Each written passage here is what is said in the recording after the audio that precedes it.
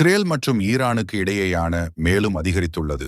இஸ்ரேலானது Iran மீது கடுமையான தாக்குதல்களை மேற்கொண்டது. அதனால் ஈரானின் அணு உலைகளும் அதற்கு அருகே உள்ள பகுதிகளும் மிகவும் பாதிக்கப்பட்டன.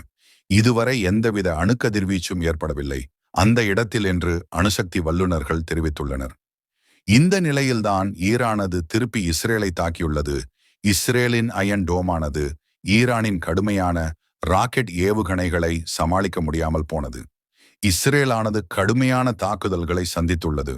இப்பொழுது ஈரான் அதிபரான கம்பெனியை சிறைபிடிப்போம் என்று கூறியுள்ளார். தனது ஆதரவை தெரிவித்து அதன் 200 விமான படைகளையும் அனுப்பியுள்ளது. இதற்கு பதிலடியாக ஈரான் அதிபரான காமினி தெரிவித்துள்ளதாவது, இப்போதுதான் போர் தொடங்கியுள்ளது என்றும் உங்கள் மீண்டும் இஸ்ரேலை பலத்துடன் தாக்குவோம் என்று கூறியுள்ளார். இந்நிலையில்தான் G7 இஸ்ரேலுக்கு ஆதரவாக சில நாடுகள் இஸ்ரேலுக்கு ஆதரவாக இறங்கியுள்ளன. மேலும் அர்ஜென்டினா, பிரேசில் போன்றவைகளும் இஸ்ரேலுக்கு தனது ஆதரவை வழங்கியுள்ளனர்.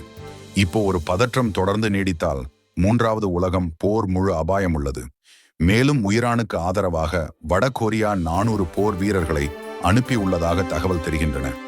அமெரிக்கா மற்றும் ஐரோப்பிய நாடுகள் ஈரானை தாக்கினால் ரஷ்யா வரும் என்று எதிர்பார்க்கப்படுகிறது.